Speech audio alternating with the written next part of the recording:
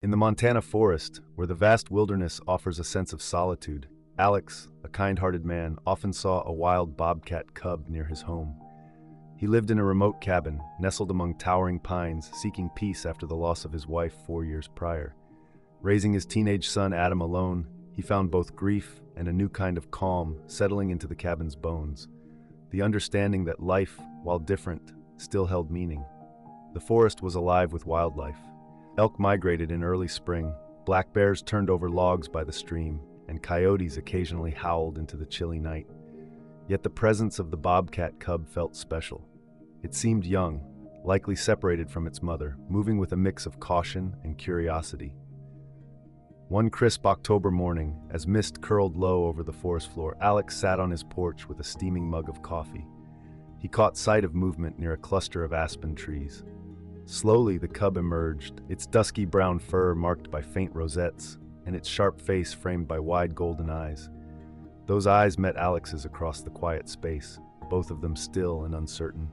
The cub's ears flicked back as it crouched, not aggressive but wary. Alex chose not to move, understanding that in nature, patience often brings rewards, and the wild reveals itself to those who respect its pace. After lingering for a moment, the cub slipped back into the underbrush. At first, Alex thought little of this encounter, but the cub returned the following morning, and the one after that. Each time, just at dawn, it appeared at the same spot, cautiously emerging from the trees to explore the clearing before vanishing again. Alex didn't speak to it at first, he simply observed, remaining still on his porch, camera unraised. The cub, too, watched him from a distance, its low tail indicating both caution and intrigue. Then, on the fourth morning, Alex noticed something troubling. The cub was growing thinner. The once rounded flanks now seemed sunken. Alex noticed that the bobcat cub, once full of energy, now appeared slightly caved in, lacking the vitality it once had. He scanned the tree line, hoping to spot the cub's mother, but found only silence, no movement, no tracks near the chicken coop, and no signs of life. That night, despite knowing it was generally unwise to feed wild animals, he set aside his reservations. He left a small piece of raw chicken on a flat rock at the edge of a pine tree, reasoning that it was a minor act of kindness for the struggling cub. He remembered the cub's wide eyes and felt compelled to help, even if just a little. Alex had read about the importance of not interfering with wildlife. He had interviewed biologists and even helped write conservation grants. Yet, the cub's condition lingered in his thoughts. After sunset, he watched from the window, anxious for a visitor, but nothing came that night. By dawn, the chicken had vanished. He examined the soft, fresh snow that had fallen overnight and noticed small oval tracks leading to the rock, definitely the paws of a bobcat. Eager to help again, he tried once more the following evening. This time, he spaced out the feedings, offering slightly smaller pieces at various intervals to avoid creating an expectation. To his surprise, the cub started returning. Not every night, but enough to establish a routine. Over time, he realized something intriguing. The cub no longer darted away at the sound of his presence. Sometimes it lingered, eyeing him for a moment. On one occasion, it sat down, curling its tail around its paws and gazing across the clearing at the cabin. Alex's heart raced, but he stayed still, nodding as if to convey that he meant no harm. He chose not to name the cub or speak out loud. Instead, he began sketching it in his notebook, capturing its features along with the weather, time, and direction from which it arrived. The cub, too, seemed to sense a change in their dynamic. It never approached the cabin or pawed at the door, but it also didn't flee. One morning, after leaving chicken on the rock, Alex stood back, allowing the cub to come close. This time, as the cub slowly emerged, it began eating in full view of him, no barriers between them. It chewed quickly, alert, before licking its paw and then retreating. That brief moment changed everything. The following day felt similar. While there was no closeness developed, an unspoken understanding passed between them in the quiet of the forest, a recognition born from their shared space, rather than any attempt at domestication. As the weeks went by and the snow continued to fall, Alex kept adding to his journal, sketching the cub and noting its visits. He felt a connection growing with each entry, observing the patterns of their silent interactions. As Alex watched the bobcat cubs, he paid close attention to their arrival times, the direction they came from, and their behavior. He noted whether they sat quietly, paced back and forth, or darted around nervously. Using a pair of old binoculars, he observed them from a distance, careful not to interrupt their routine. The cubs' shape started to fill out, though he could still see their ribs protruding. On sunny mornings, the cub would often pause near a pine tree at the edge of a clearing, ears twitching at every sound, from bird calls to the cracking of branches. One day, Alex spotted it limping on its left front paw, but by his next visit, the limp had vanished. In the margins of his notebook, he began recording unexpected details, like the pitch of the cub's low chirp and the way it dug into the snow before eating. He even noted how the cub would glance up at his cabin before retreating. By the second week of November, the cub was showing up nearly every other day. Snow had settled on the mountains, blanketing the trees and flattening the underbrush. The air grew quieter, muffled under winter's embrace. During one of his careful observations, Alex's heart dropped when he noticed something unusual. Through his binoculars, he saw a second set of tracks trailing behind the first. At first, he assumed they were his own from the previous day, but these were fresh, smaller, and lighter. He scanned the clearing and saw only the older cub, which approached the food cautiously. It paused to sniff the ground before turning sharply as if checking behind it, but nothing followed. This pattern repeated itself. Alex saw another set of tracks, clearer this time, with one pair slightly staggered as if the animal had faltered. Days passed before he caught a glimpse of the second animal. It was a small form trailing behind the older cub, nearly disappearing into the snow. Moving slowly, its head bobbed low, its body no larger than a house cat's. The older cub paused, turned back, and waited before both vanished behind a fallen log. That moment lingered in Alex's mind. As he split wood, stirred soup, and stood quietly on the porch, he replayed the image over and over. The realization hit him. This wasn't a young mother with a single kit, but an older cub struggling to survive while caring for a much younger sibling. This thought changed everything for Alex. It shifted his understanding of the dynamic he was witnessing in his own backyard. Alex had observed wildlife for years, but he was struck by the unusual behavior of the bobcats. Typically, these animals are solitary, and their young stay with their mothers for several months before they set off on their own. Yet in this case, Alex noticed something remarkable. A young bobcat seemed to have taken on a responsibility that was unexpected for its age. You could see this weight in the cautious way it moved, pausing and taking careful steps across the snow. During a cozy dinner of venison stew and warm bread, Alex brought this up to Adam. "They're not just surviving," he said, placing his spoon down. "They're looking out for each other. That older one is still just a kid, but he's doing his best." At 16, Adam was familiar with stories from his father's notebooks, tales of wolves tracking elk, deer fights in the rut, and the quiet passing of a fox in the frost. This discussion, however, drew him in. "Do you think they'll make it through the winter?"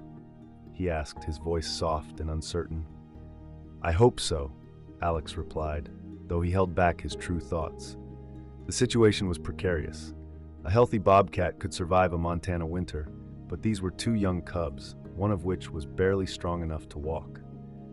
As December deepened, the challenges grew.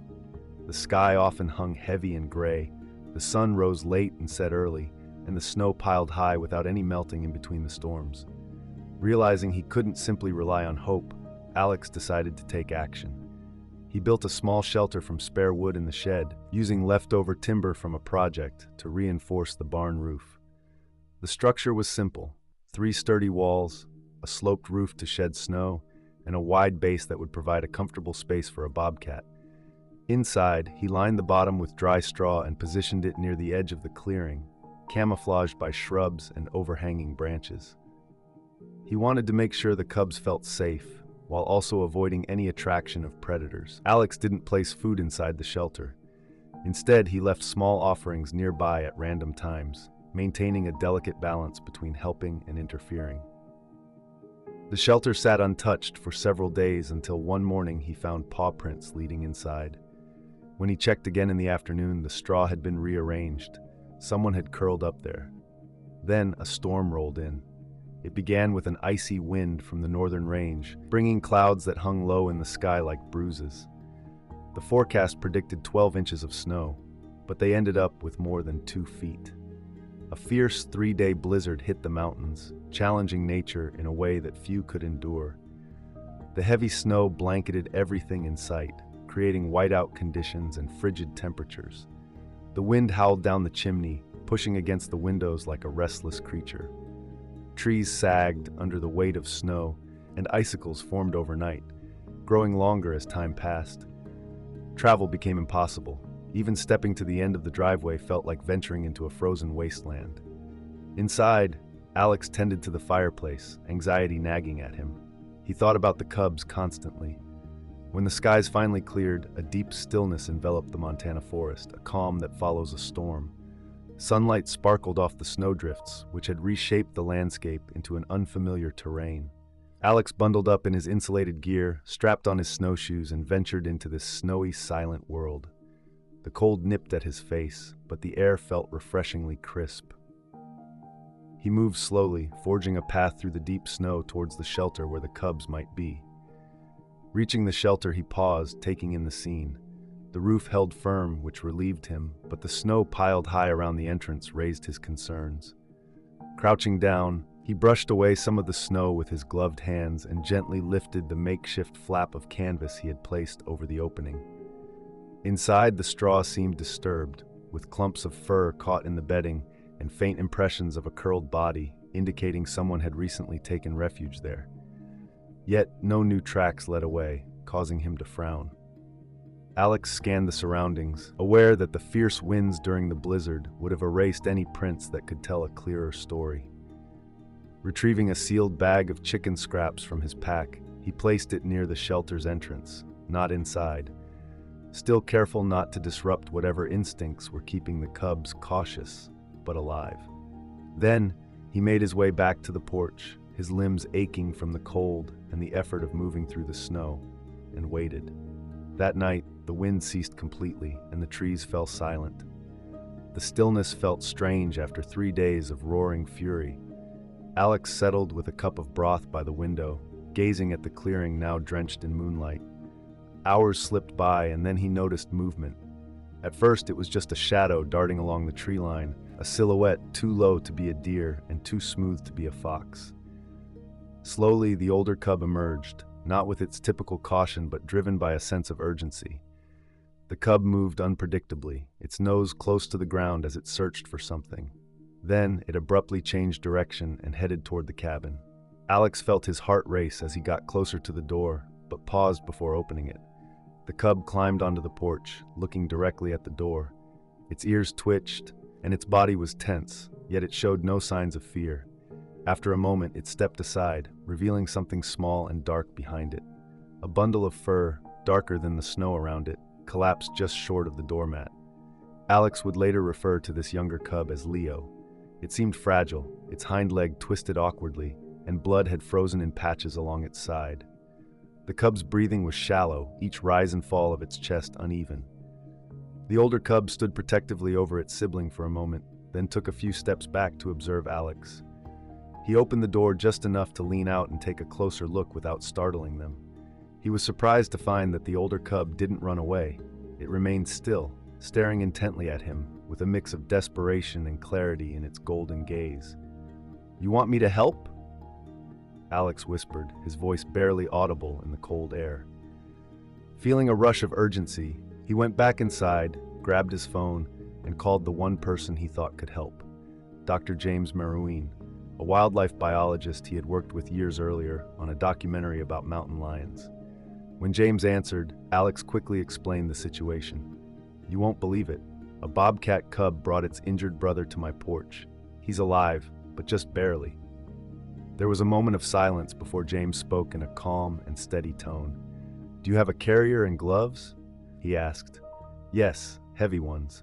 I've used them before," Alex replied. "You need to get him secured, warm, and to a vet as soon as the roads are passable. I'll call ahead to Dr. Caesar, a wildlife vet in Great Falls. He'll be ready." After hanging up, Alex moved quickly, surprising himself with how fast he could be. He grabbed thick leather gloves, a soft towel, and an old pet carrier from the shed he had used in the past for transporting injured birds. As he stepped back onto the porch, he noticed the older cub still standing there, its paws planted firmly in the snow, breathing rapidly but steadily. Speaking softly, Alex reassured it. "It's okay, I'll be gentle." He crouched beside the younger cub, wrapping the towel around its limp body. The warmth of the towel against its ice-crusted fur elicited a faint whimper from the little cub. Alex felt the fragile weight of the young bobcat cub in his arms. He could sense the bones beneath its skin, a heartbreaking lightness that filled him with concern. The older cub nearby let out a soft growl, not menacing, but filled with a deep sadness. Alex returned its gaze and reassured it. "I'll take care of him, I promise." Gently, he placed the bundled Leo into the carrier and secured it before turning back to the door. The older cub remained still, watching intently. Alex paused for a moment, adding, "I won't let you down." The 3-hour drive to the Wildlife Center in Great Falls felt longer than it should have.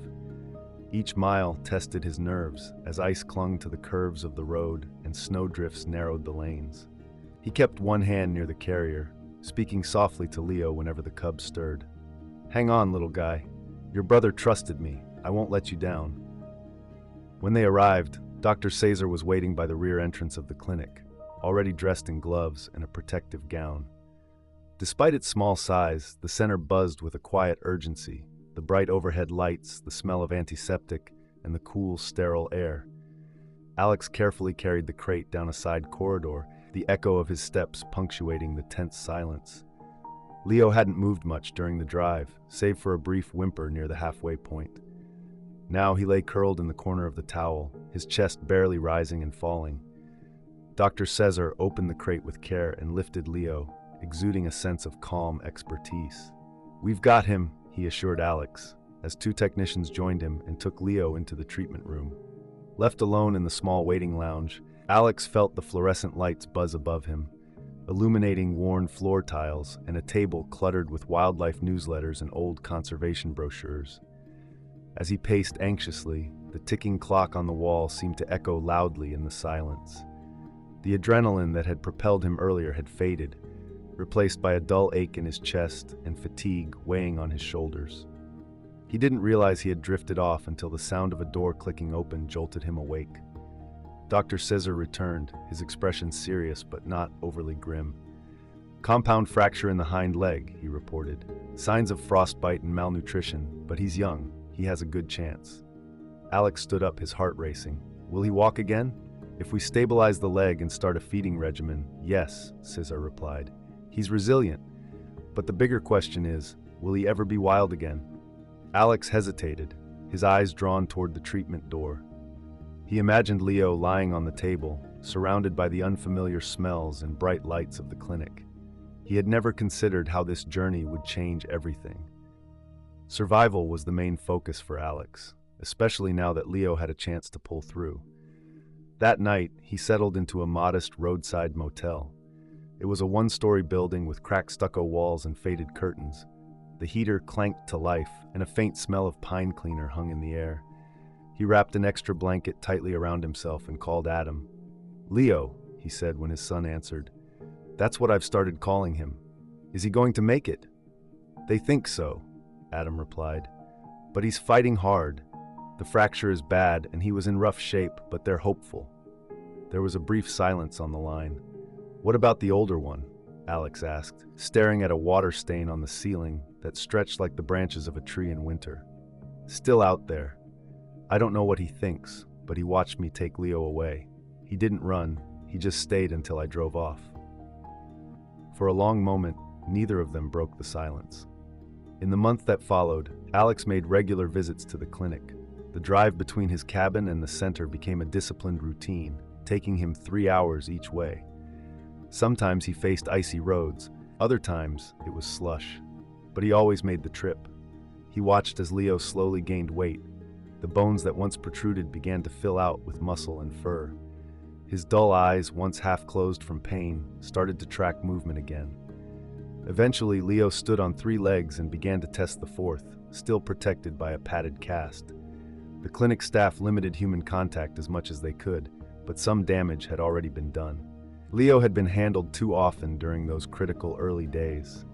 Now he didn't flinch at human voices or movements, he didn't fear people. And Alex understood that this was a problem. Dr. Caesar explained the situation.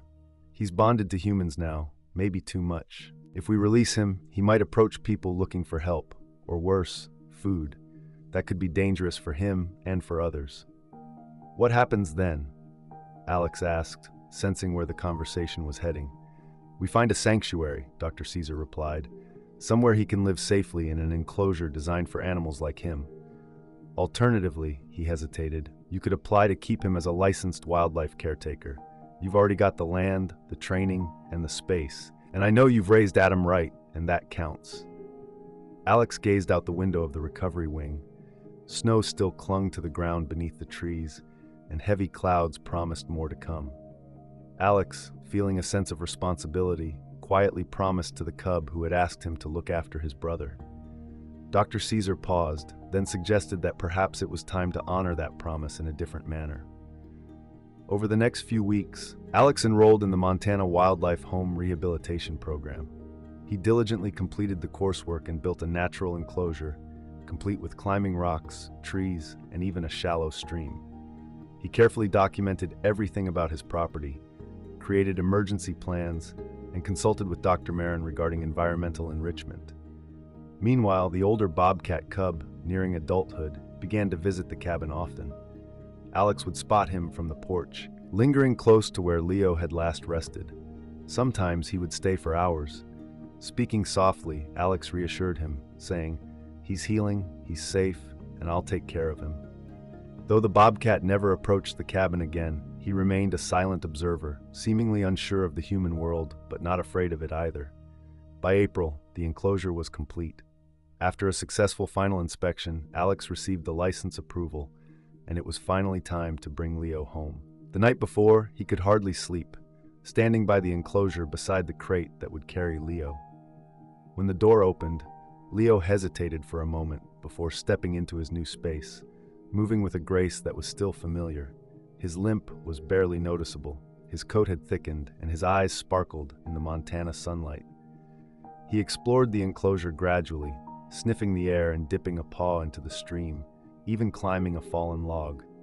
When he settled down, it was on the eastern side, facing the woods, and Alex understood he was waiting for something. 2 nights later, the older Bobcat returned. This time, he didn't stop at the edge of the clearing, but came right to the mesh boundary. Leo was already there. Their eyes met, and in that quiet moment, there was a deep recognition between them. Alex watched from the porch, his breath caught in his throat. The older Bobcat sat just outside the enclosure, while Leo mirrored his posture. They remained in this way for nearly an hour before the visitor turned and padded back into the forest. This pattern continued. Every few nights, the older Bobcat would return, but never venture into the cabin's range or seek food. He simply watched. Whether it was memory, instinct, or something more profound, Alex couldn't quite tell, but he felt at peace witnessing this connection. As summer approached, the visits became less frequent. The older cub, now fully grown, likely claimed his own territory and would eventually disappear into the wilderness, as all wild creatures do. Yet Leo remained. Alex continued to adhere to all wildlife regulations, ensuring he never hand-fed Leo. Adam and Alex didn't always share their emotions, but they often spoke about their experiences, which helped them feel less isolated. In the peaceful Montana forest, Adam found himself drawn to this quiet bond between them. Sometimes, as dusk settled, they would sit together and watch Leo, the golden bobcat, as he soaked up the last rays of sunlight. "You did more than keep a promise," Adam once said. "You created a home." Alex nodded, his gaze fixed on Leo resting on the warm stone. In that moment, he realized that perhaps Leo had saved him as well. In the tranquil wilderness, where solitude influenced their lives and choices shaped their paths, a man, a cub, and a silent observer created a story of trust that could not be diminished by snow or silence.